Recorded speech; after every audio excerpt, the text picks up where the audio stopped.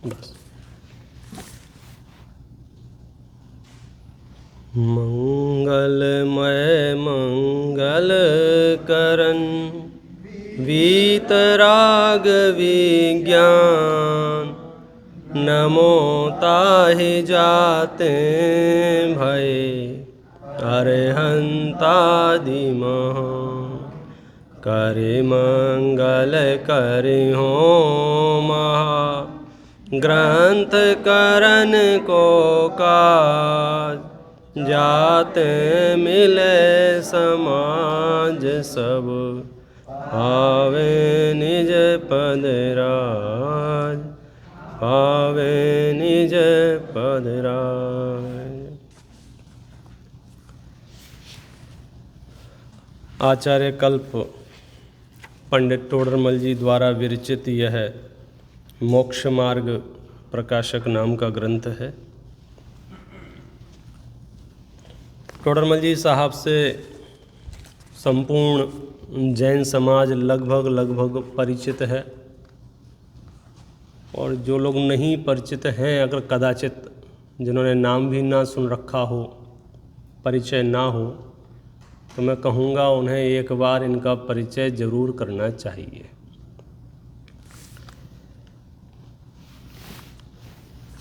हम अभी जब तक यहाँ पर हैं, मोक्ष मार्ग प्रकाशक की इस श्रृंखला में संपूर्ण ग्रंथ को कवर करने का प्रयास करेंगे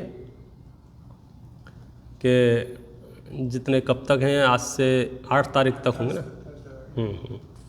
8 से 10 लेक्चर शायद अपने को मिलेंगे, जितने भी मिलेंगे। कौन सा नगर है ये? ब्रैम्पटन नगर है, टोरंटो सिटी है, कनाडा स्टेट है, राज्य है, कंट्री है, निबटते रहना जो भी है। यहाँ तो मोक्ष मार्ग प्रकाशक है, नाम से ही क्लियर है, मोक्ष मार्ग प्रकाशक। कि मोक्ष मार्ग तो सदा से था, है और रहेगा। हमारे ही आँखों में मोतियाबिंद हो गया था तो हमें दिखाई नहीं दे रहा था, अथवा अंधेरा बहुत हो गया था तो दिखाई नहीं दे रहा था। अज्ञानता का, मिथ्यात्व का, अग्रहित का बहुत सारे हेतु बताएंगे, सूझ नहीं रहा था। कभी कभी ऐसा होता है, मार्ग तो है परंतु समझो अंधेरा बहुत हो तो हमें समझ में नहीं आता है किधर जाएं।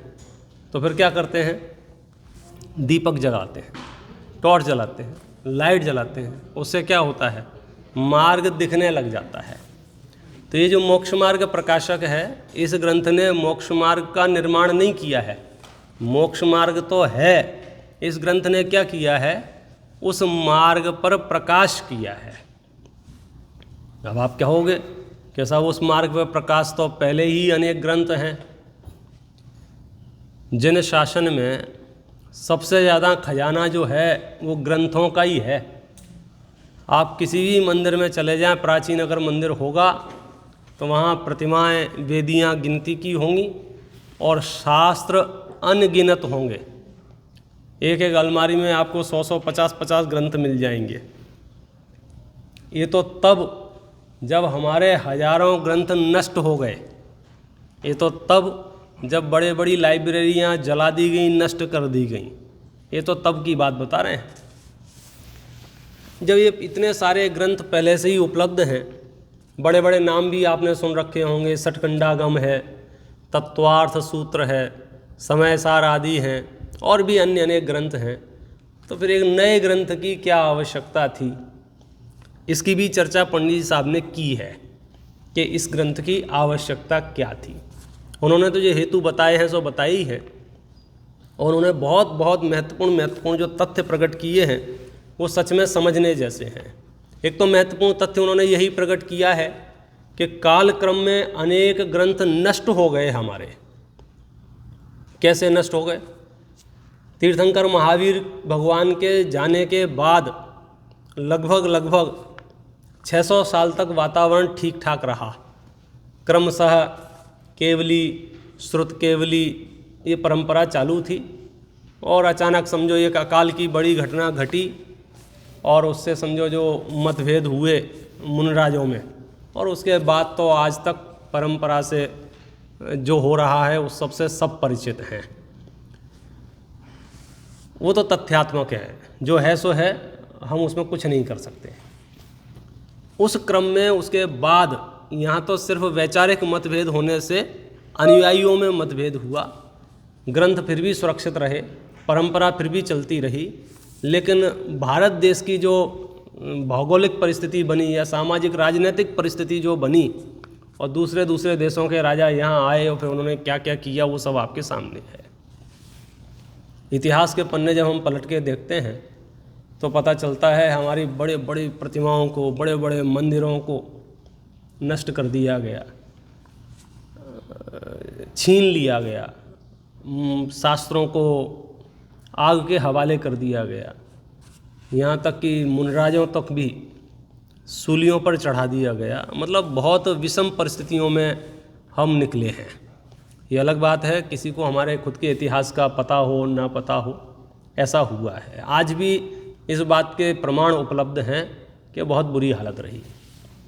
मैं तो समझता हूँ उसके बावजूद भी हमें यदि ग्रंथ देखने को मिल रहे हैं, पढ़ने को मिल रहे हैं, सुनने को मिल रहे हैं, समझने को मिल रहे हैं, यहाँ बैठे सब लोगों से कहना चाहूँगा, अंदर ही अंदर अपने आप का अहोभाग्य माने कि ये ग्रंथ हमें देखने भी मिल रहे हैं, क्योंकि परिस्थितियाँ ऐसी नहीं रही थीं। बच कैसे गए हैं ये आश्चर्य है। सो ऐसा लगता है मानो मेरा ही कोई पुण्य शेष होगा, सो ये ग्रंथ सुरक्षित रह गए हैं। तो एक कारण तो उन्होंने, पंडित साहब ने ये बताया ग्रंथों के नष्ट होने का, दुष्टों के कारण से, कसाई जीवों के कारण से। दूसरा एक बड़ा कारण पहले अधिकार में ही पंडित साहब ने बताया है, हमारे अनभ्यास के कारण, कि हमने जो ग्रंथों का अभ्यास करना छोड़ दिया उससे भी ग्रंथ नष्ट हो गए। अब आप कह सकते हैं कि हमारे अनभ्यास करने के ग्रंथ नष्ट होने का क्या सिस्टम है, हम यदि पढ़ेंगे नहीं तो ग्रंथ नष्ट हो जाएंगे। बोलो इस बात में आपको कितना युक्त विचार लगता है? ये स्वाभाविक है। हमारे बड़े बड़े ग्रंथ कितने, मैं आपको एक दो बात कह के और याद दिला दूं, जितने भी मुनराज हुए हैं, जितने भी, जिनको हम बड़े गौरव और गरिमा के साथ स्मरण करते हैं, मुनराजों को स्मरण करते ही तुरंत उनकी साहित्य संपदा हमारे सामने आ जाती है। हम कुंद आचार्य को स्मरण करते हैं तो हमें समय सार, नियम सार, पंचास्तिकाय, अष्टपाउड़ ये सब दिखने लग जाते हैं। हम दर्शनाचार्य को याद करते हैं तो हमें पूरा सठगंडागम, वीरसेन स्वामी को स्मरण करते हैं, धवला, जय धवला, ये सब दिखने लग जाते हैं। आप तो आचार्य का नाम बोलोगे तो आपके साथ में लाइब्रेरी आपको दिखाई देने लग जाएगी। उमा स्वामी आचार्य बोलेंगे तो आपको तत्वार सूत्र नजर आने लग जाएगा। समंत भद्राचार्य बोलेंगे तो आपको रत्नकरण श्रावकाचार, स्तुति, विद्या, ये सब दिखने लग जाएंगे। जोगेंद्र देव बोलेंगे तो योगसार दिखने लग जाएगा। अमृतचंद्र आचार्य बोलेंगे तो पुरुषार्थ सिद्धि उपाय, समय सार की टीका, वो सब नज़र आने लग जाएगी। शायद ही कोई आचार्य ऐसा हो जिन्होंने ये ग्रंथों की रचनाएं ना की हों। कहने का अर्थ है लगभग सभी आचार्यों ने ग्रंथों का लेखन करके, परिशोधन करके, निरंतरता बनाए रख के, उसको और सरल करके और इजी करके उसके रहस्यों को खोलते गए हैं। अकेले कुंद आचार्य ने ही अपने जीवन काल में 84 ग्रंथों की रचना की थी। आप सोचो कैसे की होगी। और उस समय ग्रंथों की रचना ऐसा नहीं था कि कंप्यूटर खोला और टाइप करते गए, बैक स्पेस से ठीक करते गए या बाद में जाके एडिट कर लिया। ताड़पत्र के ऊपर लिखना, कांटे से लिखना, नुकीली चीज़ से लिखना और फिर उस पर, मतलब बहुत एक लंबा प्रोसेस है वो। 84 पाउंड, 11 वर्ष की उम्र में दीक्षा हुई थी। 1, 2, 3 साल तो लगे होंगे ना उस रूटीन में आने में, लेखन लायक होने में। मैं समझता हूँ अंदाज भी लगाएं अपन तो 15-16 साल से भी लिखना शुरू किया होगा तो एवरेज क्या निकला, हर साल 1-2 ग्रंथ तो लिखे ही लिखे हैं। अब आप सोच सकते हैं कि कितना रस रहा होगा उन्हें जिन श्रुत के अभ्यास करने का और लेखन करने का। बोलना उतना कठिन नहीं है, लिखना उतना कठिन है। आप मेरे से 10 घंटे बुलवा सकते हैं, लेकिन 5 पन्ने कहोगे आप लिख के दे दो तो हो सकता है कितना ही समय उसमें लग जाए, क्योंकि उसमें बहुत बोल तो हम यहाँ बैठे 10, 20, 50 लोगों के लिए रहे हैं ना, और लेखन जो होता है उस समय पूरे दृष्टि के समस्त प्राणियों पे वो घटित हो, उसका नाम लेखन है। एक भी श्रोता को, समय सार के पाठक को ऐसा नहीं लगेगा ये मेरे लिए नहीं है। आज के यहाँ के व्याख्यान लग सकता है अच्छा इनके लिए कह रहे हैं, ये बात इनके लिए कह रहे हैं, तो कहना और लिखना बड़े बड़े ग्रंथ हमारे पास कितने बचे हैं गिनती। कैसे नष्ट हो गए? कुछ तो दुष्टों ने नष्ट कर दिए और कुछ हमारे अनभ्यास के कारण। अब ये वाले बिंदु पे आपको बहुत गंभीरता से विचार करना चाहिए। हम पढ़ नहीं रहे हैं, इसका सीधा सा मतलब है हम अपने ग्रंथों को नष्ट करने में भरपूर योगदान दे रहे हैं। मतलब बहुत चुभती हुई भाषा बोलना चाह रहा हूँ। यदि आप स्वाध्याय नहीं करते हैं, मतलब आप चाहते हैं भगवान महावीर की वाणी नष्ट हो जाए समाज में से। क्यों? आप पढ़ोगे नहीं तो नष्ट तो होनी ही है ना। ये ग्रंथ रखे हुए हैं यहाँ अलमारियों में समझो, और हम इसका अभ्यास नहीं करते हैं। फिर भले इसको आप पत्थर पे लिखवा लो या तांबे के पत्रे पे लिखवा लो या और कोई मजबूत धातु मेटल के ऊपर आप ग्रंथों की रचना कर लें, लेकिन 2 पीढ़ी बाद, 4 पीढ़ी बाद, 10 पीढ़ी बाद उस भाषा को समझने वाले ही नहीं होंगे तो क्या होगा ये बताओ। कुंद आचार्य ने पता है, दर्शनाचार्य ने पता है, जो भाषा उस समय थी, भूतबली पुष्पेंद्र आचार्य ने जो लिखा वो प्राकृत भाषा में लिखा, बराबर। और प्राकृत भाषा में लिख के तांबे के पत्र पे या पत्थरों पे लिख के छोड़ देते और 2000 साल तक कोई उसको हाथ नहीं लगाता, और अचानक आपको मिल जाते कि लो आपके ग्रंथ हैं। बोलो हम में से कोई पढ़ने में समर्थ होता क्या? वो तो कुंद आचार्य के काल में समझो प्राकृत चलती थी तो सबने प्राकृत में अभ्यास किया, और चलते चलते संस्कृत चालू हो गई लोगों में बोलचाल की भाषा में, तो क्या किया? उन्हीं ग्रंथों को, उन्हीं पदों को संस्कृत रूप से लिख दिया। फिर पता चला कि नहीं इसका बोलबाला ज़्यादा हो गया तो टीकाएं सारी संस्कृत में हो गई, ग्रंथ हमारे संस्कृत में लिखे जाने लग गए। रणोकार मंत्र प्राकृत में लिखा है, तत्वासूत्र संस्कृत में लिखा है। फिर क्या हुआ? कालक्रम में प्राकृत संस्कृत ये भाषाएं भी घटती हुई जान पड़ी। फिर जहाँ जो भाषा चलती थी अपभ्रंश में आ गए, उसके बाद हिंदी में आ गए, तमिल में, तेलुगु में, मलयालम में, उड़िया में, गुजराती में, कन्नड़ में, हर भाषा में आपको जैन शास्त्र मिल जाएंगे। मतलब समझ रहे हो इसका? हर काल में जैन शास्त्रों के अभ्यास करने वाले लोग रहे हैं, क्योंकि अभ्यास करने वाले नहीं होंगे तो कौन तो लिखेगा और कौन लिखाएगा। आज आप लोग यहाँ रह रहे हैं, अब आप में से किसी एक को भी ऐसी चिंता हो जाए ना, और ये गजब के ग्रंथ हैं, ये तो पढ़ने लायक ग्रंथ हैं, पढ़ाने लायक ग्रंथ हैं, सबको पता चलना चाहिए, सबको जानना चाहिए, तो पता क्या करोगे आप? फटाफट से जुगाड़ ढूंढोगे कि हमारे बच्चों को भी समझ में आ जाए। बच्चों को दिया बेटा पढ़ो, बेटा कहता है कि भाई साहब अर्थ समझना तो बाद की बात है, हम तो इसको शब्द रूप से भी नहीं पढ़ पा रहे हैं। क्यों? क्योंकि वो भाषा ही उसकी वैसी नहीं है जो भाषा वो सीख रहा है, वो पढ़ रहा है। आपको यदि गहरा अभ्यास होगा तो आप क्या करेंगे? कोई बात नहीं, मैं इसका ट्रांसलेशन ढूंढता हूँ। और आपको यदि इसका ट्रांसलेशन नहीं मिलेगा तो आप क्या करेंगे? कि मैं ऐसा विद्वान ढूंढता हूँ जो ट्रांसलेशन कर देवे।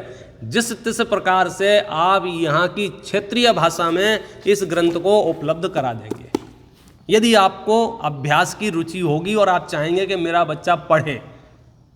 अभी भी क्या होता है हमारे यहाँ, तो कोर्ट से जो जजमेंट आते हैं वो आते हैं अंग्रेजी में, और चूंकि मेरे लिए ही वो फैसला सुनाया गया है कोर्ट ने, तो मैं क्या करूँगा बताओ? मुझे तो पढ़ना नहीं आती है, तो कोई ना कोई को तो ढूंढूंगा जो उसे पढ़ देवे। किसी ना किसी से तो निवेदन करूंगा, क्योंकि मुझे वो काम की चिट्ठी है, वो मेरे प्रयोजन की है, मैं उसका ट्रांसलेट कराऊंगा। अब समझो गूगल जी की कृपा से समझो उसके पास चले जाते हैं, वहाँ कॉपी पेस्ट कर देते हैं, वहाँ से ट्रांसलेशन कर लेते हैं। वो ट्रांसलेशन है तो फिर मेरा काम हो पाता है। और ट्रांसलेशन क्यों हो रहा है? क्योंकि मुझे ज़रूरत है। तो आप स्वयं ही ग्रंथ ना पढ़ेंगे तो आपको इस ग्रंथों की महिमा नहीं आएगी। महिमा नहीं आएगी तो नई पीढ़ी के लिए कौन तो इसको छपाएगा, कौन इसका ट्रांसलेशन कराएगा, कौन इसको आगे बढ़ाएगा। इट मीन्स 2, 3, 4 पीढ़ियों के बाद में ये खत्म हो जाएंगे। अच्छा, साइकोलॉजी मानसिकता ऐसी बन गई है कि भगवान का नाम जहाँ भी आए वहाँ हम सबसे आगे नतमस्तक होकर प्रकट होना चाहते हैं, हम हैं हम हैं हम हैं। अभी भी यहाँ योजना चालू कर दी जाए ना कि यहाँ 20-25-100 भगवान और विराजमान करे जाएंगे, तो भगवान कम पड़ जाएंगे, लेने वाले कम नहीं पड़ेंगे। और 10-10, 20-20 हज़ार की प्रतिमाएं आप 2-2 लाख में लेने को तैयार हो जाएंगे, लेकिन वो 100 रुपये का ग्रंथ, 50 रुपये का ग्रंथ आप 110 में लेके बता दो, अरे आधे में फ्री में ले जाओ। नहीं साहब, हमारे यहाँ कोई पढ़ने वाला नहीं, हमारे यहाँ पढ़ने वाला नहीं। कारण क्या है? आपको लग ही नहीं रहा है कि इसमें कुछ है। पर्पस सॉल्व हो तो काम आएगा ना। और मैं ये बताना चाह रहा हूँ, सारी पीड़ा, सारी समस्याएं, सारी आकुलताएं, सारी घृणा, सारा द्वेष, भगवान ने जो कुछ भी कहा अपनी दिव्य ध्वनि में, वो सब इन शास्त्रों में है। और जब तक हम इन शास्त्रों का गहन अध्ययन नहीं करेंगे, हमें वो रहस्य नहीं मिलता है। हमें वो रहस्य नहीं मिलता है तो हम दुखी होते रहते हैं। और कभी कभी तो बोलते रहे, अब इतना धर्म कर रहे हैं तो भी कुछ समझ में नहीं आ रहा है, होगा क्या। सालों से भगवान की पूजा कर रहे हैं, सालों से प्रक्षाल कर रहे हैं, तीर्थ यात्राएं कर रहे हैं, मंदिर बनवा रहे हैं, हमें बताओ तो सही, आनंद क्यों नहीं आ रहा है? आप शास्त्रों को पढ़ो तो पता चले। देखो, वस्तु में कुछ परिवर्तन नहीं करना है। ये जो मोबाइल होते हैं ना डब्बे, मैं सच्ची घटना बताता रहता हूँ। इस मोबाइल को मैं खरीद के लाया, 2-4 दिन ही हुए होंगे कि मेरे बच्चे ने देखा, अरे इसके ऊपर कुछ लग गया है, भोजन करते समय इस पर दाल लग गई है। तो बच्चे ने मोबाइल को लिया और टैप के पास गया और उस पर साबुन लगा के उसको धोने लग गया। और मैंने दूर से देखा तो क्या स्थिति बनी होगी परिणामों की, वो आप अंदाज़ा लगा सकते हैं। दौड़ के गया और उसे छीन लिया। छीनने के बाद उसको साफ़ किया और फिर वो बंद हो गया। फिर तरह तरह से दिन भर में समझो व्यायाम करते रहे कि जैसे तैसे इसकी जान बच जाए। बच्चे पे भी नाराज़गी आ रही है, समझता नहीं है, डांट भी दिया, चिल्ला भी दिया, चीख भी लिया, मतलब इतनी आकुलता कर ली जिसकी आप कल्पना नहीं कर सकते हो। जैसे तैसे उसे चालू किया, चालू हो गया, तो फिर से जान में जान आई। लेकिन अब हमेशा क्या हो गया कि मैं दहशत में रहने लग गया। जब मैं घर में घुसूं तो सबसे पहले मोबाइल को ऐसी जगह रखूं जहां इस बच्चे के हाथ में नहीं आना चाहिए। भयभीत रहने लग गया इस बात से कहीं ये दोबारा पानी में ना चला जाए। और इस बार तो जैसे तैसे चालू हो गया है, ऐसा नहीं हो कि अगली बार वो चालू ही ना हो। 2-4 दिन बाद संडे के दिन खाली बैठे थे, उसके साथ एक डब्बा आया था, उसमें एक किताब रखी हुई थी, बुकलेट। मैं समझता हूँ शास्त्र है, किसका? मोबाइल का। हाँ, तो उस मोबाइल के शास्त्र के पहले पन्ने पे लिखा था, this device is water proof. और शास्त्र का पहले पन्ने की वो पहली पंक्ति जैसे ही मैंने पढ़ी तो क्या हुआ मालूम है? मैं दहशत मुक्त हो गया, मेरी सारी आकुलता गायब हो गई। और फिर मुझे उस बात का भी पछतावा हुआ, मैंने बच्चे को मुफ्त में डांटा, अपने आप पे भी पछतावा हुआ, मैंने दिन भर आकुलता की और मैं पिछले 1 हफ्ते से दहशत में हूँ। बोलो मेरी इस दहशत को किसने मिटाया? किसके आशीर्वाद से मेरी दहशत का नाश हुआ? किसने? मेरी आकुलता बेचैनी किसने खत्म की? मुझे भय मुक्त किसने किया? उस शास्त्र की एक पंक्ति ने, this device is water proof, काम खत्म हो गया। क्योंकि मुझे शास्त्र पे पूरा भरोसा था। तो ये बुकलेट के साथ में जो आई है, इस पे जो लिखा है, एक एक अक्षर इसका, एक एक पंक्ति, एक एक शब्द इसका प्रमाणिक है, ये मान के मैं चल रहा हूँ। मुझे इसमें श्रद्धा थी, मैं निराकुल हो गया। तो समझो 2-4 दिन बाद चाबी लेके खुरुच खुरुच करने लग गई, तो मैंने कहा उस पर चिल्लाऊँ उससे पहले शास्त्र पढ़ूँ। तो शास्त्र पढ़ा तो उसमें लिखा था, this device is scratch proof. कर ले भाई जो कर। तो ये जो आनंद आ रहा है, ये जो निराकुलता आ रही है, ये जो भय खत्म हो रहा है, वो कहाँ से? आपका भय नाश कौन कर रहा है? हमारा ज्ञान, हमारा ज्ञान, हमारा वो ज्ञान कहाँ से आया? वो शास्त्र से। कौन से शास्त्र? उसके शास्त्र से। तो यहाँ एक आत्मा नाम की डिवाइस है, इसके फीचर्स आपको कुछ पता है कि नहीं पता है? अब तो फिर आनंद कैसे आएगा? तो वो शास्त्रों में है। यहाँ से कोरोना आया, दौड़ता हुआ टीवी पे भाषण सुन लिए, 2-4 न्यूज़ पढ़ ली और अखबारों में समाचार पढ़ लिए, हालत ख़राब हो गई, रक्तचाप बढ़ गया, ब्लड प्रेशर कम हो जाए, सर दर्द, क्या होगा। सांस खोल के देखा समाचार तो उसके पहले ही पन्ने पे लिखा मिल गया क्या, this device is corona proof. काम खत्म। बोलो रोग इसमें प्रवेश कर सकता है कि नहीं कर सकता है? अरे हमने तो इसमें पढ़ा कि वहां तो राग प्रवेश नहीं कर सकता है, आप रोग की बात कर रहे हो। अब वो शुद्धात्मा के लक्ष्य से किए गए अभ्यास का जिनको अनुभव हो तो उन्हें बात ख्याल में आए। मैंने तो उसमें पढ़ा, एक एक फीचर, मेरे में अस्तित्व है, मेरे में वस्तुत्व है, मेरे में द्रव्यत्व है, अग्रु लघुत्व है, प्रदेशत्व है, और एक एक फीचर में पढ़ता गया और निर्भय होता गया। महामुनराज इतने निर्भय हो जाते हैं इस तत्वज्ञान के अभ्यास से कि जंगलों में जाके के ध्यान करने लग जाते हैं। हमें आश्चर्य होता है जंगलों में कैसे अकेले बैठे रहते हैं, इन्हें डर नहीं लगता है क्या? डर कैसे लगे, उन्होंने आत्मा की बुकलेट पढ़ी है, हमने तो हाथ ही नहीं लगाया है और सोच रहे हैं कोई शॉर्टकट मिल जाए, कोई बड़ा गुरु मिल जाए जो हमें आशीर्वाद दे दे या उठा के ऐसे वहाँ रख दे सिद्ध सलाह में। बोलो संभव है क्या? तीर्थंकर महावीर भी अपने रिश्तेदारों को मोक्ष नहीं ले जा पाए। तीर्थंकर महावीर भी अपने परिवार को, अपने शिष्यों को, बोलो एक आध कोई केस आपके पास हो तो इम्पॉसिबल। तो यहाँ तो हमें हमारी साधना करनी है ना, हमें हमारे गुरु सर्वश्रेष्ठ मिल गए हैं, हमें हमारे भगवान सर्वश्रेष्ठ मिल गए, सारी बातें आपकी सच हैं, फिर भी पुरुषार्थ किसको करना है? तो ये रहस्य मोक्ष मार्ग प्रकाशक में है। तो सबसे पहला तो पहले अधिकार का जो पिकअप पॉइंट यही है कि हमें ग्रंथों का अभ्यास तो करना ही होगा। यदि हम ग्रंथों का अभ्यास नहीं करेंगे तो आत्मा के बारे में, वस्तु स्वरूप के बारे में, जगत के बारे में, तीन लोक के बारे में हमें कुछ अता पता नहीं होगा, या जो अता पता होगा उल्टा पुल्टा पता होगा। फिर कोई पूछेगा कि 2000 के नोट में चिप है क्या नहीं है? तो बताओ आप क्या बताओगे? वो ऐड आ रहा था ना, कौन बनेगा करोड़पति का विज्ञापन आया, अमिताभ बच्चन जी पूछ रहे हैं, तो उसने क्या कहा? मैंने टीवी पे देखा है। अमिताभ बच्चन जी ने क्या कहा कि भैया देखने से पहले जांचना परखना भी जरूरी है। कहने का अर्थ ये है जगत में जो अज्ञानता के नाम पर जो कुछ भी चल रहा है, छप रहा है, बिक रहा है, उसको सुन के हम ये समझें कि हमारे पास सत्य ज्ञान है।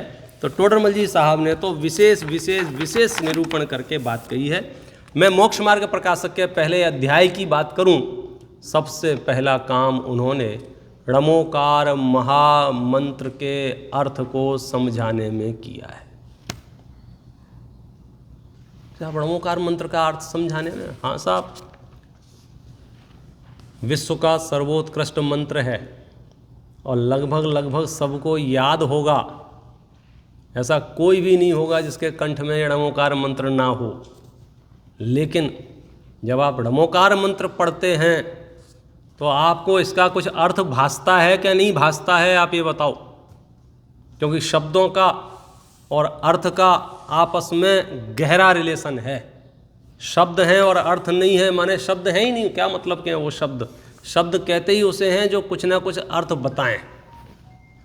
मैं आपसे यहाँ बोलूँ पानी, तो आपको कुछ भासता है ना, भासता माने कुछ ख्याल में आता है ना। आग कुछ ख्याल में आता है, सांप, बिच्छू, बिल्डिंग, माइक, मोबाइल, लैपटॉप। मैं यहाँ से सिर्फ शब्द बोल रहा हूँ और शब्द बोलने के तुरंत बाद आपको क्या, बॉलीवुड शब्द बोला ना एक, जैसे ही मैंने एक शब्द बोला है तो आपको क्या क्या नहीं दिखने लग गया? बोलो। ये एक शब्द में बम्बई, अमेरिका, कनाडा, बोलो ब्रैम्पटन, जो एक शब्द के।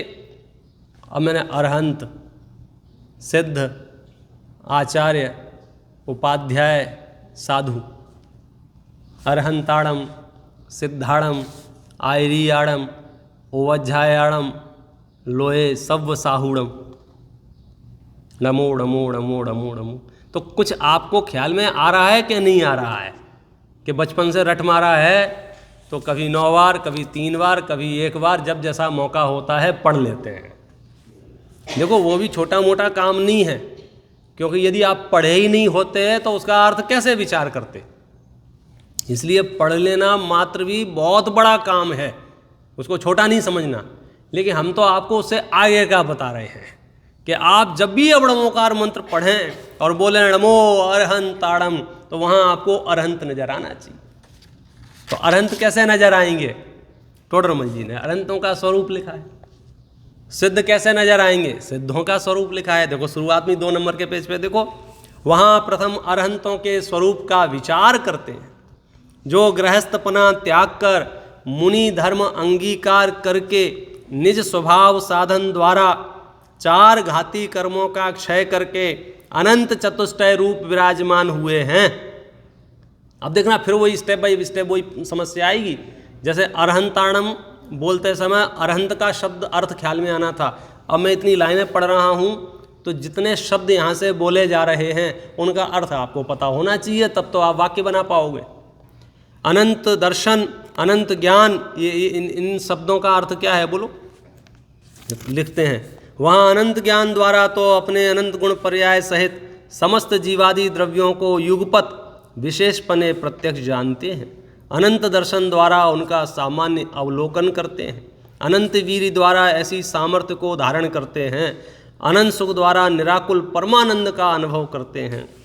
पुनश्च जो सर्वथा सर्व राग द्वेषादि विकारों से रहित होकर शांत रस रूप परिणमित हुए हैं, क्षुधा त्रसादि समस्त दोषों से मुक्त होकर देवादिदेव पने को प्राप्त हुए हैं, तथा आयुध अंबरादि व अंग विकारादि जो काम क्रोधादि निंद भाव हैं के चिन्ह उनसे रहित जिनका परम औदारिक शरीर हुआ है, तथा जिनके वचनों से लोक में धर्म तीर्थ प्रवर्तता है, जिसके द्वारा जीवों का कल्याण होता है, तथा जिनके लौकिक जीवों की प्रभुता मानने के कारण रूप अनेक अतिशय और नाना प्रकार के वैभव का संयुक्त पना पाया जाता है, तथा जिनका अपने हित के अर्थ गणधर इंद्रादिक उत्तम जीव सेवन करते हैं, ऐसे सर्व प्रकार से पूजने योग्य श्री अरहंत देव हैं, उन्हें हमारा नमस्कार हो। अब नमो अरहंताणम का अर्थ कितना विशाल है, कितना विराट है। पहले तो हमें ये पता चले कि अरहंत है कौन, सिद्ध है कौन, आचार्य है कौन, उपाध्याय है कौन, साधु है कौन। तो इतना तो हमें ख्याल में है कि जैन दर्शन में व्यक्ति की चर्चा ही नहीं है, व्यक्तित्व की चर्चा है। व्यक्तिपने तो हम बात ही नहीं करते हैं, व्यक्तित्व की बात करते हैं। हमसे तो चलते फिरते कोई पूछता भी है ना तुम्हारे भगवान कौन है, तो हम सीधे सीधे नाम नहीं बताते उसे कि आदिनाथ हमारे भगवान है, कि महावीर हमारे भगवान हैं। हम उससे पता है क्या कहते हैं? जिसने राग द्वेष कामादिक जीते सब जग जान लिया। अब तुम ढूंढ लो दुनिया में, तुम सीधे सीधे नहीं बता सकते थे नहीं बता सकते, हमारी समस्या है। प्रश्न क्या था भैया? आपके भगवान कौन है बता दो हमें, बता दो। तो कभी जल्दबाजी में बोल मत देना महावीर हमारे भगवान हैं या आदिनाथ हमारे भगवान हैं। आपकी जिम्मेदारी है। कोई आपसे पूछे कि आपके भगवान कौन, तो क्या जवाब दिया आचार्यों ने? जिसने राग द्वेष कामादिक जीते सब जग जान लिया, सब जीवों को मोक्ष मार्ग का निष्प्रय हो उपदेश दिया। फिर आपकी जो मर्जी दिखाए सो नाम रख लेना उसका। बुद्ध, वीर, जिन, हरि, हर, ब्रह्मा या उसको स्वाधीन कहो, हमें कोई फर्क नहीं पड़ रहा है। फर्क किससे पड़ रहा है? नाम से, काम से। आप सालों साल से भगवान की पूजा प्रक्षाल सब कर रहे होंगे, तीर्थ यात्राएं कर रहे होंगे, ढेरों भगवान देखे होंगे। इतने दिन की प्रैक्टिस है। आप में से एक आध कोई बहादुर है कि मैं चिन्ह के ऊपर हाथ रख लूं और शकल देख के बता दो कौन से भगवान है? भैया है ताकत अपनी? बता सकते कि नहीं बता सकते? सैकड़ों, हजारों, लाखों प्रतिमाएं होंगी हमारी देश भर में, विश्व भर में। हम ये तो बता सकते हैं कि ये भगवान हमारे हैं, क्यों? उनकी शकल से पता चल जाता है। क्या पता चल जाता है शकल से? राग नहीं, द्वेष नहीं, क्रोध नहीं, मान नहीं, माया नहीं, लोभ नहीं, हास्य नहीं, रति नहीं, अरति नहीं, शोक नहीं, भय नहीं, जुगुप्सा नहीं, कोई विकार नहीं। लेकिन मैं आपसे नाम पूछूं तो क्या आप नाम बताओ? ये यात्रा जाती थी, बड़े बड़े लोग घुसते थे मंदिरों में, सबसे पहले जोर से जयकारा लगाते थे, जय बोलो शांतिनाथ भगवान की जय। हम छोटे छोटे थे, हमें पहचाना कैसे ये बताओ? क्यों? शक्लें तो सबकी एक जैसी दिख रही, सबकी आधी आंखें आधी खुली हैं, आधी बंद हैं, सब हाथ पे हाथ रख के बैठे हुए हैं, सब पद्मासन लगाए बैठे हुए हैं, सबकी मुद्रा एक जैसी है, सबका सब एक जैसे तो है। कैसे पहचाना बताओ ज्ञान जी भाई साहब? कैसे पहचाना? लक्षण से। जैसे ही देखा सामने कि वो चिन्ह बना हुआ है, कहने का अर्थ ये है कि शकल से तो हम पहचान ही नहीं पाते कौन आदिनाथ हैं और कौन महावीर हैं, कौन संभवनाथ है, और हमें शकल से पहचानना भी नहीं है किसी को। क्या करेंगे शकल से पहचान के? यहाँ तो ये बता रहे हैं कि जिसने भी राग द्वेष क्रोध आदि नष्ट कर दिए हों वो अरहंत हैं, वो मेरे भगवान हैं, समझ लो। अरहंत एक पद है, अरहंत किसी व्यक्ति का नाम नहीं है। अरहंत किसका नाम है? वैसे ही है इसकी परिभाषा, जिसने राग द्वेष का मादे। तो जिसने गृहस्थपना छोड़कर मुनि धर्म अंगीकार करके निज स्वभाव साधन द्वारा चार घातिया कर्मों का नाश करके अनंत चतुष्टय रूप जो हो गए हैं, उसका नाम अरहंत है। अब जब मैं अरहंत बोलूं तो वो अनंत दर्शन, अनंत ज्ञान, अनंत सुख, अनंत वीर जिनको प्रकट हो गया है, ऐसा व्यक्तित्व, ऐसी आत्मा, उसकी बात चल रही है। और विशेष करके समोसरण आदि की रचना तीर्थंकर को इंद्र गणधर देवादि नमस्कार करते हैं।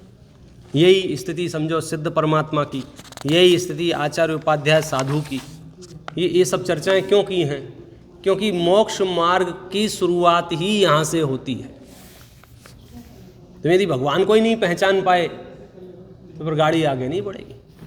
संसारियों की और मुक्त जीवों की एक खास विशेषता ये भी है, कौन सी? हम और आपकी शक्लें नहीं मिलती हैं। क्यों नहीं मिलती हैं? क्योंकि सबकी कषाएं अलग अलग हैं, इसलिए सबकी शक्लें अलग अलग हैं। सबकी तो छोड़ो, खुद की ही 1 मिनट पहले की शक्ल 1 मिनट बाद की शक्ल में अंतर आ जाता है। क्यों आ जाता है? क्योंकि अंदर में कषायों का अंतर आ जाता है। जैसी कषाय वैसी शक्ल। यहाँ अनंतानंत अनंतानंत अनंतानंत भगवंतों की शक्ल एक जैसी, न केवल शक्ल एक जैसी, अकल भी एक जैसी। हाँ हाँ, मैं तो बच्चों को यही आधी लाइन में सब सिखा देते हैं उसको, कितना कि जहाँ शक्ल और अकल बदल जाए वो मेरा भगवान नहीं, क्योंकि वो संसारी की कैटेगरी में आ जाएगा।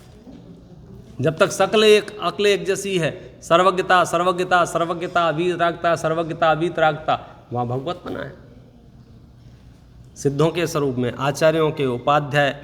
अच्छा, फिर उन्होंने पूज्यत्व का कारण भी बताया कि हम इन्हें क्यों पूज रहे हैं, इन्हें ही नमस्कार क्यों करना चाहिए, इनको नमस्कार करने से लाभ क्या होगा, इसकी व्याख्या कर दी। उसका अर्थ क्या बताया कि वीतराग विज्ञानता के कारण हम इन्हें पूजते हैं, बाकी कोई आकर्षण नहीं है। और अकेले इन्होंने ही नहीं, समस्त जनागम में इस बात की विशेषता है कि हमारे आचार्यों ने भगवान की स्तुति भी की है ना, नमस्कार भी किया है, तो उनकी विशेषताएं बताते हुए नमस्कार किया है। सबसे प्रसिद्ध मंगलाचरण है, सबसे प्रसिद्ध।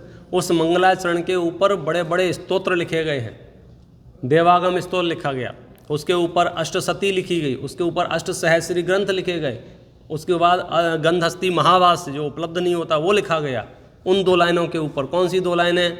मोक्ष मार्गस्य नेतारम भेतारम कर्म भूभृताम ज्ञातारम विश्वतत्वानां वंदे तद्गुण लब्ध। क्या मोक्ष मार्ग के नेता हैं, कर्म रूपी पर्वतों के भेदता हैं और सर्व विश्व के तत्वों के ज्ञाता हैं। मैं आपको नमस्कार कर रहा हूँ, क्यों? वंदे तद्गुण लब्धे, आपके जैसे गुणों की प्राप्ति करने के लिए। अद्भुत दर्शन है, सच में अद्भुत। हम यहाँ लौकिक कामनाओं की तो बात भी नहीं करते हैं। फिर तीर्थंकरों का स्मरण करते हुए इसमें जो खास बात बताई पहले ही अधिकार में, मैं आपको एक याद दिलाता हूँ, अरहंतादिक से प्रयोजन सिद्धि। मतलब की बात करो अपन तो प्रयोजन सिद्धि माने आप तो पंडित जी साहब ये बताओ, ये जो अरहंतादि यहाँ विराजमान हैं, इन अरहंतादि से मेरा क्या भला होगा, आप ये बताओ। तो टोडरमल जी ने इतनी बारीक व्याख्याएं की हैं कि उन्होंने उल्टा तुमसे पूछा कि तुम बताओ तुम क्या चाहते हो क्या चाहते हो, लौकिक भलाई चाहते हो या पारलौकिक भलाई चाहते हो? तो जो विशुद्ध मोक्ष मार्गी है या विशुद्ध धर्मात्मा जीव है, वो लौकिक ज़्यादा बात नहीं करता है कि लौकिक की क्या बात करें, वो तो है। और वो लौकिक सुख सुविधाएं और शुभ कामनाएं और सब चीज़ें तो उन लोगों के पास भी हैं जो धर्म कर्म बिल्कुल नहीं मानते हैं। वहाँ भी बड़ी बड़ी गाड़ियाँ और बड़े बड़े हवाई जहाज आपको मिल जाएंगे। इसलिए मैं तो आपसे पारलौकिक प्रयोजन की सिद्धि चाहता हूँ। तब तो बोले कोई बात ही नहीं है। और इसमें सटीक है और ये समझ में जल्दी आ जाता है कि हमारा हित इनसे पारलौकिक सिद्धि का हो जाएगा। क्यों? क्योंकि उन्होंने स्वयं ने पारलौकिक सिद्धि प्रयोजन को सिद्ध कर लिया है। लेकिन कुछ जीवों के मन में ये रह जाता है कि पारलौकिक सुख तो, पारलौकिक सिद्धि तो जब होगी तब होगी। ये बताओ, अरहंत आदि के पास आने से लौकिक प्रयोजन की भी सिद्धि होगी क्या नहीं होगी? अब ये इतना टेक्निकल पॉइंट है, कभी कभी बोलने में हमारी टंग स्लिप हो जाती है, इसमें नहीं समझ पाते हम क्या अर्थ कर रहे हैं। प्रश्न ख्याल में है, अरहंत भगवान से, जिनेंद्र परमात्मा से मोक्ष मिलेगा, ये तो बात हमें समझ में आ गई। अब आपका क्या कहना है कि मोक्ष जब मिलेगा तब मिलेगा? हमें तो ये बताओ, हमें इनके पास आने से हमारे लौकिक कार्य सिद्ध होंगे क्या नहीं होंगे? लौकिक कार्य माने व्यापार अच्छा चलेगा क्या नहीं चलेगा, शरीर निरोगी रहेगा क्या नहीं रहेगा, घर परिवार समृद्धि को प्राप्त होगा क्या नहीं होगा, बुद्धि विकसित होगी क्या नहीं होगी, ये सब लौकिक प्रयोजन की सिद्धि है। तो बताओ, अरहंतादिक से लौकिक के प्रयोजन सिद्धि होगी क्या नहीं होगी? क्या कहना है संजय भाई? हाँ, नहीं, दीपक भाई कह रहे हैं नहीं होगी। ऑटोमेटिक हो जाती है। घास भी तो यही है क्या, उसके साथ घास तो मिली जाती है। जैसा आपका उदय होगा वो ये बात वाला विषय अभी तो ये बताओ होगी क्या नहीं होगी? तो टोडरमल जी ने इसको इतना सरलता से परोसा है, क्योंकि यदि हम ये कहने लग जाएं कि तुम अरहंत आदि के पास आ जाओ, तुम्हारी दुकान बढ़िया चलेगी, तुम्हारे मकान बढ़िया रहेगा, रुपया पैसा बढ़ जाएगा, बाल बच्चे हो जाएंगे, तो ये धंधा मूर्खता का धंधा कहलाएगा जिनवाणी की भाषा में। क्योंकि हम तो यहाँ जीवों को निर्वांछक होने का उपदेश देते हैं, हम तो यहाँ याचना रहित होने का उपदेश देते हैं, हम तो यहाँ मोक्ष में ले जाने की बात कर रहे हैं। तुम कहाँ खटारा गाड़ी में बैठने की बातें करने लग गए। लेकिन फिर भी किसी को ऐसा शक हो, शंका हो कि मोक्ष मिले नहीं मिले, बाकी क्या होगा, तो टोडरमल जी ने कहा है कि सुन, ध्यान से सुन, लौकिक प्रयोजन की सिद्धि भी अरहंतादिक के सेवन से ही होगी। देखो समझना, रत्नगण श्रावकाचार हम पढ़ेंगे तो वहाँ तो लिखते हैं कि जितने भी ये बड़े बड़े पद हैं, चक्रवर्ती के, इंद्र के, नारायण के, बलभद्र के, जो बड़ी बड़ी पोस्टें हैं, कामदेव के, ये सब उनको ही मिलती हैं जो अरहंत आदि का सेवन करते हैं। मिथ्या दृष्टियों के लिए तो ये पोस्ट ओपन ही नहीं है। गधा, घोड़ा, बंदर, हाथी, चूहा, बिल्ली, ये तो कोई भी बन जाता है, इसमें ज़्यादा पात्रता की आवश्यकता नहीं है। लेकिन जो विशेष पुण्यशाली ये पोस्ट हैं, वो तो मिलती ही सम्यक दृष्टियों को हैं। मतलब अरहंत आदि के सेवन के बिना तो चक्रवर्ती पना संभव नहीं। बलभद्र, नारायण, प्रतिनारायण, जो भी 169 महापुरुष हैं, वो उसके बिना होते ही नहीं है, तो वो तो चाहिए ही चाहिए। लेकिन हाँ जी, अभिप्राय में नहीं होना। लेकिन बात यहाँ दूसरी चल रही है। कौन सी? कि अरहंत आदि सामान्य अरहंत आदि से प्रयोजन सिद्धि में पंडित जी साहब ने एकदम क्लियर कर दिया है। देखो, ये कोई किराने की दुकान नहीं है, आप आए कि 1 किलो शक्कर दे दो और 1 किलो शक्कर दे दी, निकल लिए। हम भगवान के पास आए, भगवान हमको 2 बच्चे दे दो, और भगवान ने कहा फू तुमको 2 बच्चे हो गए। ऐसा धंधा यहाँ नहीं है। यहाँ क्या है, फल तो परिणामों का मिलता है। तो परिणाम के भेद किए, संक्लेश परिणाम, विशुद्ध परिणाम और शुद्ध परिणाम, और फिर खुलासा किया कि अरहंतादि के पास रहने से विशुद्ध परिणाम होते हैं, विशुद्ध परिणामों से पुण्य प्रकृतियां बनती हैं और उससे पुण्य का उदय आता है। लेकिन ज्ञानी जीव, मोक्ष मार्गी जीव विषयों की कामना से भगवान के पास नहीं आता है, अन्यथा पुण्य भी नहीं बनेगा। क्या कहा, मोक्ष की कामना से आप भगवान के पास आए और धर्माराधना कर रहे हैं, परिणाम विशुद्ध होंगे, पुण्य बंधेगा और उदय में भी आएगा, सब बढ़िया बढ़िया होगा। कहने का मतलब ये है, लेकिन आपके नियत में खोट रही, डे 1 से पहले ही मिनट से आप इस इंतजार में रहे कि मैं भगवान के पास आ गया हूँ, मेरी दुकान बढ़िया चलेगी, अब मैं भगवान के पास आ गया हूँ, मतलब तो बोले तेरे ये तो आर्त ध्यान है, ये तो आर्त ध्यान है, ये तो रौद्र ध्यान है, ये तो इष्ट भी होगा, अनिष्ट संयोग। आप कर क्या रहे हो, ये तो निदान है। हे भगवान, हे भगवान, हे भगवान ऐसा कर देना, हे भगवान ऐसा कर देना, हे अब तो पुण्य भी नहीं बंधेगा। हाँ, निर्वांछक होकर तू अरहंतादि के पास रहता है तो परिणाम इतने विशुद्ध होते हैं कि पुण्य भी बंधेगा, उदय भी आएगा, इसलिए इसकी बिल्कुल भी चिंता मत करो। फिर मंगलाचरण करने के कारण बताए, ग्रंथ की प्रामाणिकता बताई, और एक जो महत्वपूर्ण बात है मोक्ष मार्ग प्रकाशक के संबंध में, अपनी बात माने निजी एक्सपीरियंस। तो पंडित जी साहब ने वो अपनी बात लिखी। इसमें क्या बात लिखी,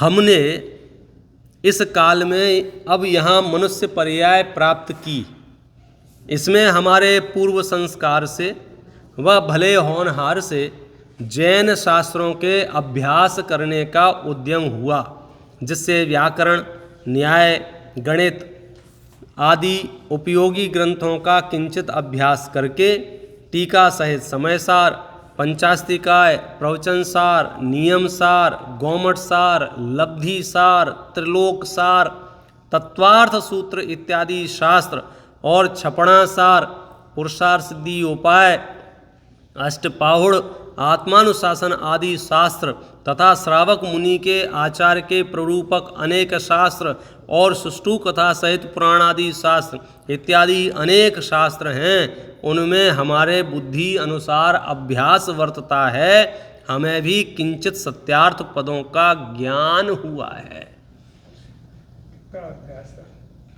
ये समझ लीजिए, ऑपरेशन कराने से पहले डॉक्टर की डिग्रियां देखने की बात है कि हम जिससे पढ़ने जा रहे हैं, टोडरमल जी साहब ने ये ग्रंथ लिखा है, तो टोडरमल जी माने कौन टोडरमल जी, उनकी जो प्रोफाइल है वो कैसी है, तो वे बता रहे हैं कि हमने इतने ग्रंथों का अभ्यास किया है। हालांकि वो बड़ी विनम्रता से बता रहे हैं, वो सेखी नहीं बघार रहे हैं, कोई अभिमान प्रकट नहीं कर रहे हैं, वो तो आपकी संतुष्टि के लिए बता रहे हैं कि हमें ऐसा ही मत समझना आप कि मन हुआ लिखने का और लिख दो।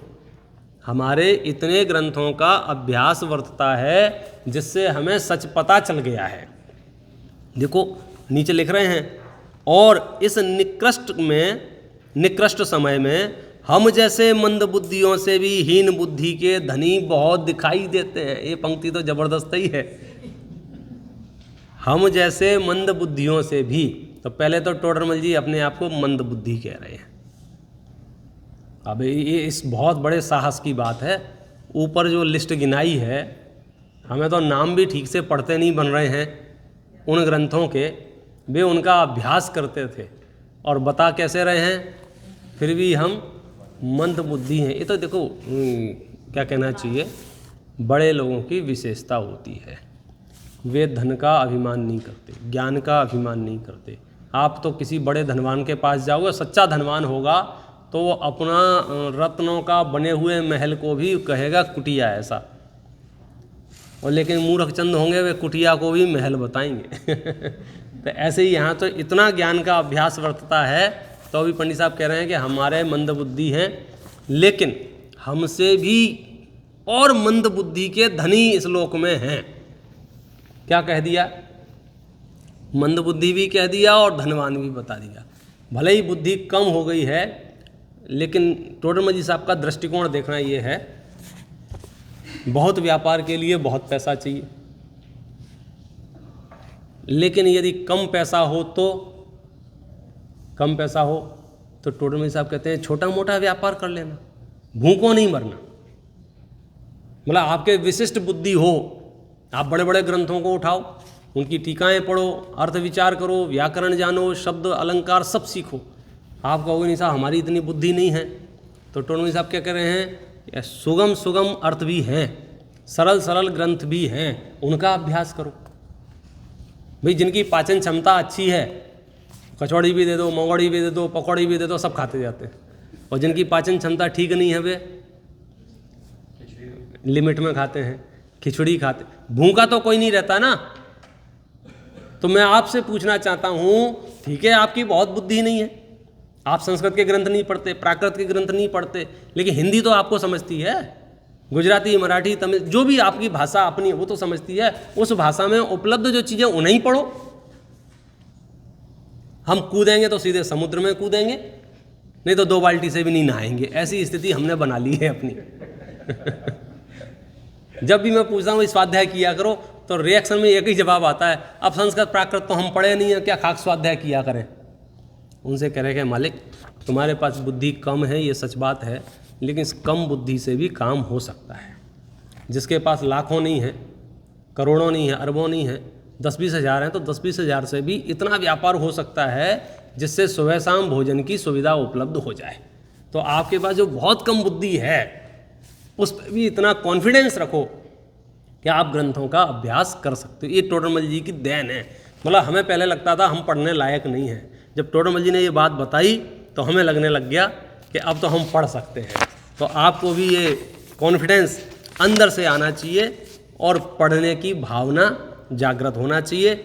और पहले अधिकार में तो सारी बातें बता दी हैं, ग्रंथ की प्रामाणिकता बता दी, बाँचने सुनने योग्य शास्त्र बता दिए कि कौन से शास्त्र बाँचने सुनने योग्य हैं, वक्ता का स्वरूप बता दिया।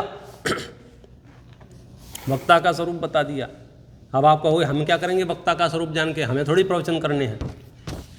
प्रवचन करने के लिए वक्ता का स्वरूप नहीं जानना, प्रवचन सुनने के लिए भी वक्ता का स्वरूप जानना। ऐसे धर्म दुर्लभ है, ऐसे धर्म दुर्लभ है मुकेश भाई साहब। लेकिन ये जो काल है, हर तीसरा आदमी धर्म धर्म करता हुआ दिख जाएगा, धर्म धर्म चिल्लाते दिख जाएगा। ऐसे हम कहते हैं कि धर्म सुनना बहुत मुश्किल है, धर्म सुनना बहुत मुश्किल है। एक जगह बता रहा था मैं, तो एक श्रोता बीच में से बोला क्या मुश्किल है। बोले आप टीवी खोल के देखो, 20 चैनलों पर 25 बाबा आपको धर्म सुनाई देते हैं। लेकिन टोडरमल जी क्या कह रहे हैं, धर्म श्रवण दुर्लभ है। धर्म के नाम पर पाप दुर्लभ नहीं है, धर्म के नाम पर पुण्य दुर्लभ नहीं है, धर्म के नाम पर धर्म दुर्लभ है। देखो टाइटल धर्म रखना, नाम धर्म रखना, उसके अंदर माल धर्म का होना बहुत अंतर है भाई साहब। ये तो क्या है, ये तीर्थंकरों की भूमि रही ना, तीर्थंकरों की परंपरा सब जगह, तो सबको धर्म धर्म शब्द बहुत प्रिय लगने लग गया। इतना प्रिय लगने लग गया कि हर व्यक्ति धर्मात्मा हो जाना चाहता है। हर व्यक्ति धर्मात्मा कहलाने में उसे गौरव का अनुभव होता है। तो एक उपाय तो ये है कि धर्मात्मा जो करते हैं वो तुम करो और धर्मात्मा कहलाओ। और एक उपाय ये है कि हम जो कर रहे हों उसका नाम धर्म रख दो, बस काम खत्म। हम नाच रहे हों तो नाचने का नाम धर्म रख दो, हम खा रहे हों तो खाने का नाम धर्म रख दो, हम घूम रहे हों तो घूमने का नाम। अब बोलो, तो लोगों ने ऐसी भी गड़बड़ें बहुत की हैं। नाम बदल दो, नाम, काम मत बदलो, नाम बदल दो। हमारे यहाँ वो जहर होता है ना, जहर, उसको नाम बदल देते हैं, नाम दवाई रख देते हैं, खूब बिकता है, खूब बिकता है। हाँ, एक बेच रहा था चूहे मारने की दवाई, ले लो चूहे मारने की दवाई। मैं आपसे पूछता हूँ वो चूहे मारने की दवाई है या चूहे मारने का जहर है? लेकिन नाम क्या रख दिया उसका, दवाई। तो अब आपका साइकोलॉजिकल जो दिमाग है वो कहने, हम बोले दवाई दे दो, घर गए, घर क्या बोला, दवाइयों को, चूहे को दवाई खिला दी है। अब चूहे दवाई खा के और अच्छे हृष्ट-पुष्ट हो जाएंगे, क्या होगा बोलो? अब हमने नाम दवाई रख दिया ना उसका, कि नाम दवाई रखने से क्या होगा, उसके अंदर है तो कूट कूट के जहर भरा हुआ है ना उसमें, कि बदल जाएगा नाम रखने से। चूहे मारने की दवाई, चूहे मारने कारण है कि आप दवाई जहर के नाम पे कोई लेगा नहीं। आप बेचो चूहे मारने का जहर, लो जहर शब्द सुनते ही नहीं भैया हमें नहीं चाहिए, हमें नहीं चाहिए। और दवाई शब्द सुनना तो हाँ दे दो, हाँ दे दो, हाँ दे दो, ऐसा हो गया ना।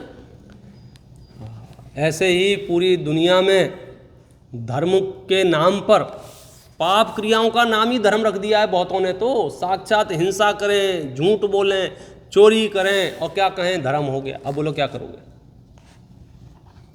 बहुसंख्यक जगह तो पाप को ही धर्म मान लिया है।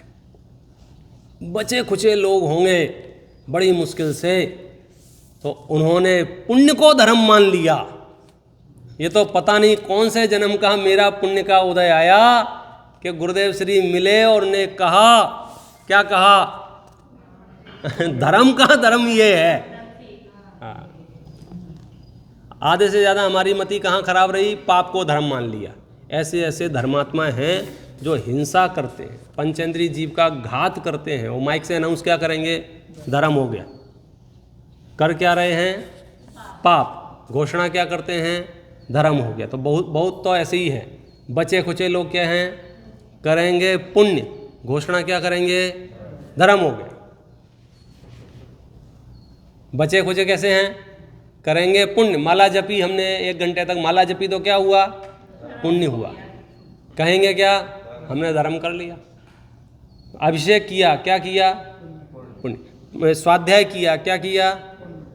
कर क्या रहे हैं? पुण्य। और कह क्या रहे हैं? धर्म कर दिया। व्हाट्सएप पे लिख रहे हैं आज हमारा धर्म किया, धर्म में पधारो, धर्म करने पधारो। एक से मिलने गया, बिल्कुल वृद्ध अवस्था में, मंदिर आने लायक नहीं बचे थे वो, तो वो भाई साहब रोते हुए बोले अब तो हमारा सब धर्म छूट गया है। धर्म छूट गया है, ना मंदिर जा पाते हैं, ना पूजा कर पाते हैं, ना स्वाध्याय कर पाते हैं। तुमने बताया कि धर्म नहीं छूटा है, कर्म छूटा है। धर्म छूट नहीं सकता है। धर्म तेरा स्वभाव है, नेचर है, वो उसमें कोई दुनिया धरती पलट जाएगी लेकिन धर्म नहीं छूट सकता है। वत्थु सहावो धम्मो, बोलो संभव है धर्म छूट जाए? नहीं छूट सकता है। और सुनो, कर्म भी क्रिया रूप से छूटा होगा, परिणाम रूप से नहीं छूट सकता है। अपवित्रो पवित्रो वा सुस्ततो दुस्ततोपि वा ध्यायेत पंच नमस्कारम सर्व पापै प्रमुच्यते। बोलो, आप पवित्र अवस्था में हैं, अपवित्र अवस्था में ठीक से बैठे हैं, आड़े टेढ़े बैठे हैं, आप यदि नमोकार मंत्र का, पंच परमेष्टि का स्मरण कर रहे हैं तो पुण्य कर्म ही बांध रहे हैं। तो पुण्य को पुण्य, पाप को पाप, धर्म को धर्म समझाने का काम ये समझो। ये मोक्ष मार्ग प्रकाशक की जो प्रदेय भूमिका है वो है। फिर वक्ता के स्वरूप का, श्रोता का स्वरूप बताया, मोक्ष मार्ग प्रकाशक ग्रंथ की सार्थकता बताई, और ये खास विशेषता कह के आज की बात पूरी करूंगा। टोडरमल जी ने मोक्ष मार्ग प्रकाशक लिखकर एक भी नया विषय नहीं समझाया है जो जिनवाणी में ना हो, एक भी, लेकिन हर विषय को नए तरीके से समझाया है। अब ये क्या चक्कर है कि सुनो, मैं आपको बताता हूं। जिनवाणी माता है, इतना तो हम बोलते हैं ना। जिनवाणी क्या है? माता। और माता की भाषा को समझना, माता की भाषा को समझना सिर्फ सच्चे सपूतों के वश की है। बाकी किसी को माँ की भाषा समझ में नहीं आएगी। वो बालक होते हैं ना, 2 साल के बालक, 3 साल के बालक। अब बालक खेल के आया है। कहाँ से आया? खेल के। टाइम उसको दिया था 1 घंटे का, और 2 घंटे बाद आया है। और 2 घंटे बाद आया तो माँ क्या कहती है? बहुत जल्दी आ गए। आप समझ गए? बहुत जल्दी आ गए। अब बताओ, मैं आपसे पूछता हूं, बहुत जल्दी आ गए, इस वाक्य का अर्थ क्या है? आप गूगल से पूछ लो, भाई गूगल में डाल के देख लो, बहुत जल्दी आ गए, इसका मतलब क्या है, तो बताओ क्या करोगे। दुनिया की कोई डिक्शनरी आपको ऐसी नहीं मिलेगी जहां ये लिखा हो बहुत जल्दी आ गए, अर्थात तुमने बहुत देर कर दी। समझना अर्थ क्या है। बहुत माने अधिकता के लिए है, जल्दी माने शीघ्रता के लिए है, आ गए माने पधार गए। तो अर्थ दुर्लभ नहीं है, अर्थ सुलभ है।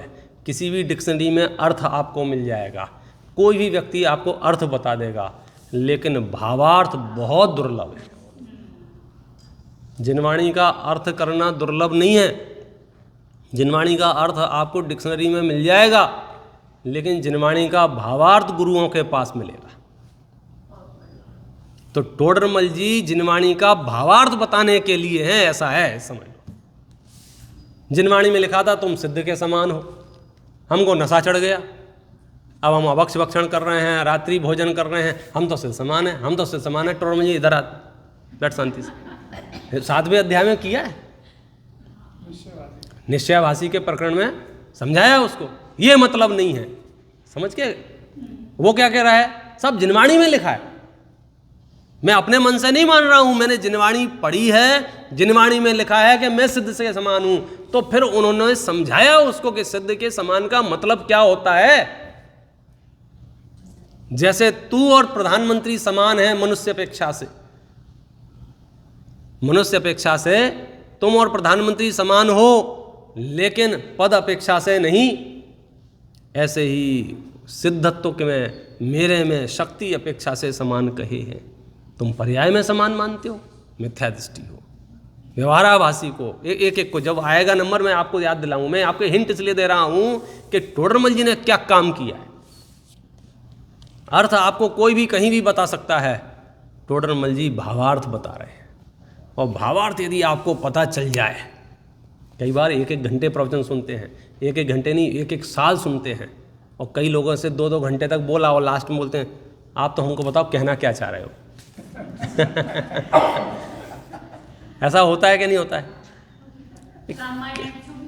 हाँ हाँ बिल्कुल, कहना क्या चाह रहे हो ये बता दो। ये कहना मतलब मैं आपको सारभूत कहता हूँ, पूरी द्वादशांग जिनवाणी हजारों ग्रंथ कहना क्या चाह रहे हैं ये बात जानना हो तो मोक्ष मार्ग प्रकाशक पढ़ लेना। एक एक ग्रंथ के पन्ने पन्ने पर शास्त्रों में जो कुछ भी लिखा है उसका भावार्थ मोक्ष मार्ग प्रकाशक में है। अर्थ तो आप विद्वान हैं, समझदार हैं, इतने स्कॉलर तो आप हैं, इस सेंटेंस का मतलब क्या है, इस सेंटेंस का मतलब क्या है, लेकिन माता का मन क्या है ये सिर्फ बच्चा समझता है। वो चुपचाप अपने कमरे में घुस जाता है, चुपचाप बैठा है, कोई रिएक्शन नहीं देता। उसे पता है माँ अभिनंदन कर रही है कि डांट रही है। जहाँ जहाँ जिनवाणी में जो कुछ भी कहा है, कौन सी बात किस नय से कही है, कहीं व्यवहार नय से कही, कहीं निश्चय नय से कही, कहीं सद्भूत से कही, कहीं असद्भूत से कही, तो टोडरमल जी साहब ने उसको निकाल निकाल के रहस्य इस मोक्ष मार्ग प्रकाशक में लिख दिए हैं और सच्चाई का सार हमारे सामने प्रस्तुत कर दिया है। कहने का मतलब ये है, कहने का मतलब ये है, कहने का मतलब ये है। अभी पहले अध्याय में तो उन्होंने सिर्फ ये माहौल बनाया। क्या माहौल बनाया कि मनुष्य पर्याय दुर्लभ है, मुझे जिनवाणी का अभ्यास करके अपना कल्याण करना चाहिए, उचित वक्ताओं द्वारा, उचित शास्त्रों का, उचित श्रोता बनके।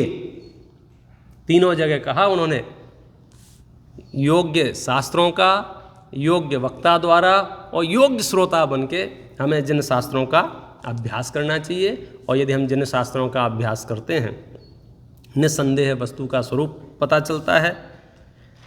हाँ हाँ देखो नीचे लिखा है, अंतिम पद पढ़ देता हूँ, 20 नंबर का पेज है। धर्म के अनेक अंग हैं, उनमें एक ध्यान बिना सबसे ऊंचा और धर्म का अंग नहीं है, इसलिए जिस तिस प्रकार आगम अभ्यास करना योग्य है। इस पर तो टोडरमल जी का दृष्टिकोण ही बहुत विचित्र है। विचित्र माने विशेष समझने योग्य है कि हम खुद को नहीं समझ पा रहे। पता है मैं आपको तो एक एक बात कह के ही ऐसे कहता जाऊंगा। और आज तो वीकेंड है ना, 2 घंटे का समय दिया है मुझे, आपको 1 घंटे का बताया होगा। मुझसे कहा हाँ हाँ,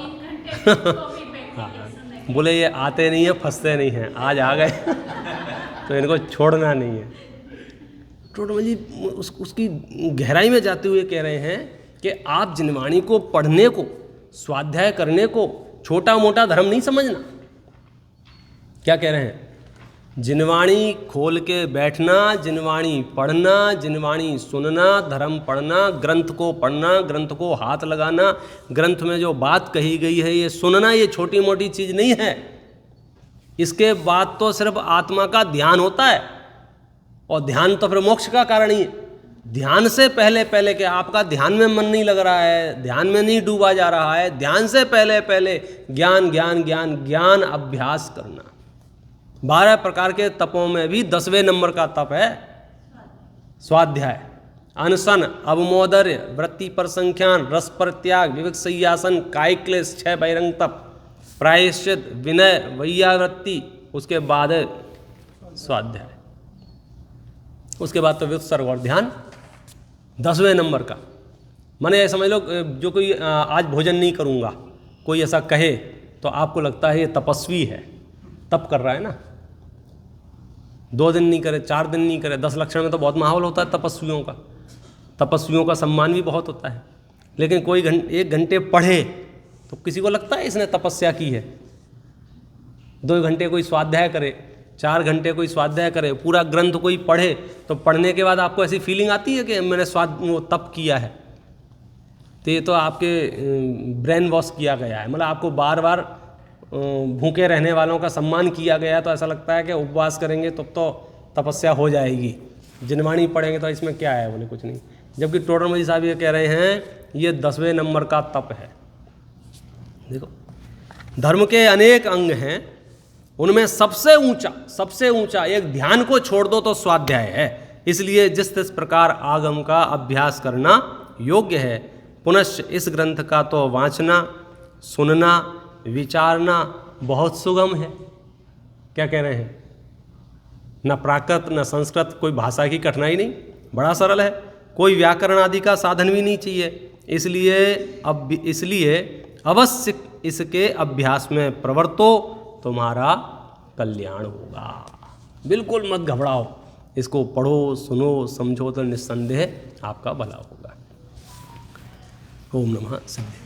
मोक्ष मार्ग प्रकाशक के आधार से जो अपनी सतपथ प्रश्न मंच की एक प्रतियोगिता हुई थी, यहाँ से कितने प्रतियोगी थे यहाँ उपस्थित? यहाँ से हैं तो ज़्यादा, 1 2 3, हाँ समझ गए, हैं तो ज़्यादा। मैं सबके सर्टिफिकेट लाया हूँ, कल आपको मिल जाएंगे। मैं तो ये बताना चाह रहा हूँ कि पढ़ना बहुत ज़रूरी है, और कल इसके बारे में विशेष बात करेंगे।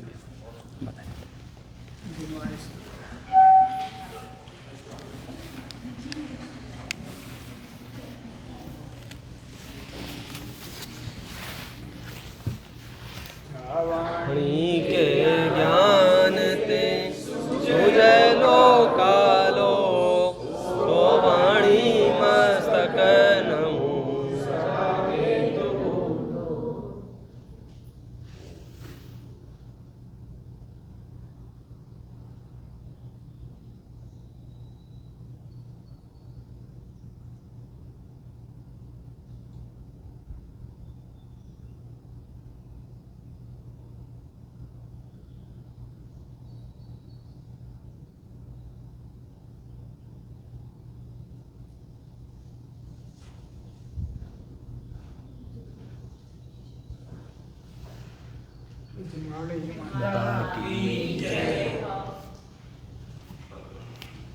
हाँ जी, अभी लंच के बाद लंच है, लंच के